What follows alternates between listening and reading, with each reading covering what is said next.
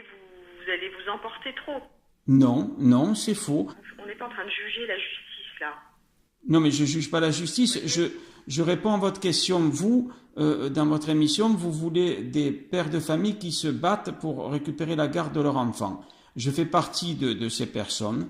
David, je ne peux pas passer votre témoignage, je ne peux pas vous prendre à l'antenne si vous dénoncez le juge publiquement. Je le dénoncerai pas. J'ai passé le message, j'ai passé la vidéo, j'ai fait ce qu'il fallait. La journaliste ne veut pas prendre votre message, je ne lui passerai pas votre message.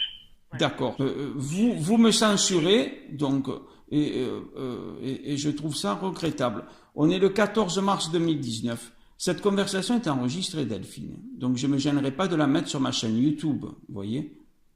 Parce que vous protégez des juges pourris, mais un juge, quand il est pourri, il est pourri. Quand il est honnête, il est honnête. Il y en a des juges honnêtes. Déjà, la façon de procéder est pas juste vis-à-vis de moi. Non. Écoutez, je vous ai fait confiance. Ben, vous m'avez fait confiance. Pourquoi vous enregistrez pas mes conversations quand vous m'appelez, vous, en tant que journaliste?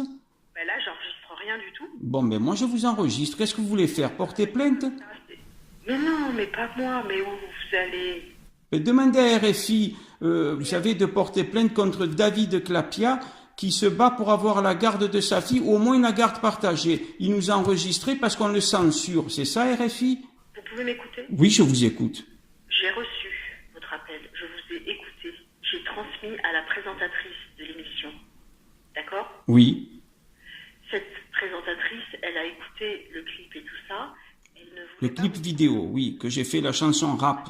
Oui. Si je vous passe à l'antenne, vous allez dire quoi précisément? Ah ben écoutez, faites-moi confiance, voilà. Promis, juré. Écoutez, sur la tête de ma fille, qu'est-ce que vous voulez de plus? Oui, ça commence à quelle heure l'émission? Ben là, c'est en fin d'émission, hein, donc... Bon, allez-y alors, oui, s'il m'appelle. Bon, allez, merci beaucoup. Merci, merci. Au revoir. Au revoir. Vous voyez, chaîne publique, censure. C'est quand même extraordinaire. Je doute qu'elle va m'appeler, vous voyez, parce que là, elle me retient, elle me prend un petit peu pour l'imbécile. Oui, bonjour. 1300 pères se suicident chaque année. Est-ce que c'est toujours un geste lié au problème de la garde d'enfants? Allô, David? Oui, bonjour. Oui, bonjour, David, c'est RFI, c'est Plaisir de Voisin. Oui, écoutez, ça fait plaisir que vous appelez. Allô? Oui, je vous écoute. Hein. Vous allez passer à l'antenne, mais dans 2 petites minutes, juste si vous pouvez patienter encore, voilà. N'arrivent plus à gérer leur entreprise, se retrouvent à vivre dans leur voiture, et encore quand la voiture n'est pas saisie. C'est-à-dire qu'il y a un moment donné, il y a 2 situations, soit le père, on a entendu au début de l'émission Jean Latizeau qui a des moyens, et d'autres bien sûr qui ont les moyens de se combattre pendant des années, mais d'autres ne l'ont pas, même s'ils sont chefs d'entreprise, et qui se retrouvent à la rue, qui se retrouvent SDF, qui se retrouvent à la rue, soit ils disparaissent de la société, c'est-à-dire ils disparaissent, ils vont à l'étranger, ils lâchent les amarres, ou bien le geste ultime, le geste grave, le geste définitif, ils se suicident. C'est une situation terrifiante. Vous avez des pères, j'aurais juste encore un mot si vous permettez, des pères qui vont, on n'a pas évoqué ça, je pense que nous n'aurons pas le temps de le faire, mais des attouchements sexuels, qui sont accusés d'attouchements sexuels, qui se retrouvent en prison. J'ai un témoignage d'un père qui dit mais qu'est-ce que je fais là? Qu'est-ce que je fais là? Qu'est-ce que j'ai fait pour avoir les menottes, pour avoir la garde à vue, pour me retrouver en prison? Et alors, évidemment, ça a des retombées terrifiantes sur son activité professionnelle, son employeur ne veut plus le prendre, etc. Et même quand son innocence est reconnue, ça prend des années. Et même quand son innocence, bien sûr, est reconnue. C'est ça qui est terrible. On va retourner au standard, où nous attend David. David, bonjour. Oui, bonjour. Vous habitez dans la Drôme, en France. Vous êtes divorcé, vous avez une fille de 6 ans. Est-ce que vous avez la garde de votre fille? Est-ce que vous la voyez? Comment ça s'est passé lors du divorce? Alors écoutez, c'est quand même une situation un petit peu étrange, parce que j'ai élevé ma fille seule, j'allais dire entre guillemets, pendant que la mère elle allait à l'université, et donc du matin au soir, et même les week-ends, pendant 3 ans et demi, donc de sa naissance jusqu'à 3 ans et demi. Et quand il y a eu le divorce, j'ai eu d'abord la garde partagée quelque temps, vous voyez, mais après un autre juge a donné la garde à mon ex-épouse. Et mon ex-épouse ne permet pas que j'entende ma fille au téléphone depuis 15 mois quand même. Et je n'ai pas vu ma fille depuis presque 2 ans et demi. Imaginez un peu. Qu'est-ce qu'on peut répondre à David, Philippe Didal, vous qui qui est responsable de l'association Paternet et qui venait en aide aux pères en souffrance.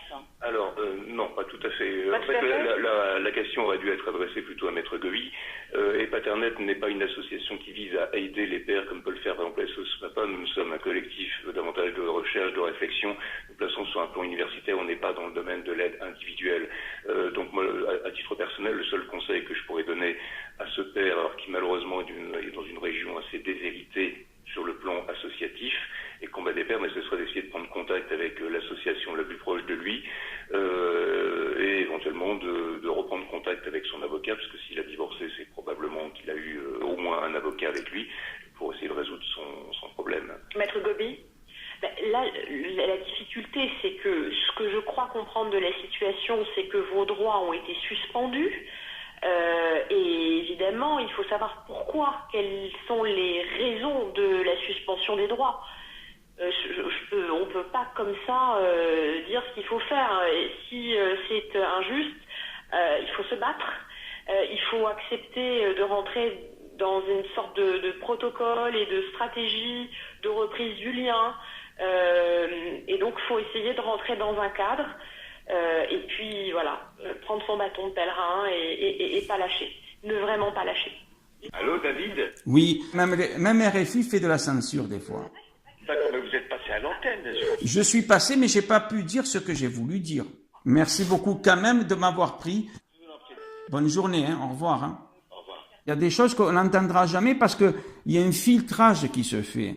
Vous voyez? J'ai réussi à briser ce filtrage parce que quand j'ai dit à Delphine, écoutez, cette conversation est enregistrée, moi je vais la mettre sur ma chaîne YouTube, waouh, ça lui a pas plu. Et c'est là qu'elle m'a mis à l'antenne. Vous voyez ce que je veux dire?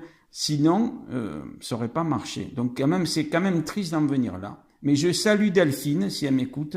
C'est vraiment une personne très bien. J'aimerais bien la rencontrer parce que ça a l'air d'une personne très intéressante, très sympathique. Elle fait un travail de choisir les appels. Donc elle m'avait pas choisi.